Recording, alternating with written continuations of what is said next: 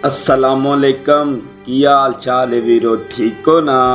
तुहाडा अपना वीर अली महर मानी अज लैके आया तुहाडे वास्ते नवी गल कि बंदा उस्ताद दे कोल पढ़दा है ना, माँ बाप तो बाद उस्ताद दा रुतबा बड़ा अल है।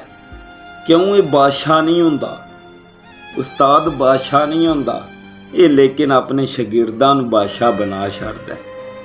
ते जिदू बंदा दुख तकलीफ च हुंदा है ना, तो फिर उन्होंने आंदा मेरा पुत्र घबराई ना, घबराइयों तो लोकी तेनू दल देन दे।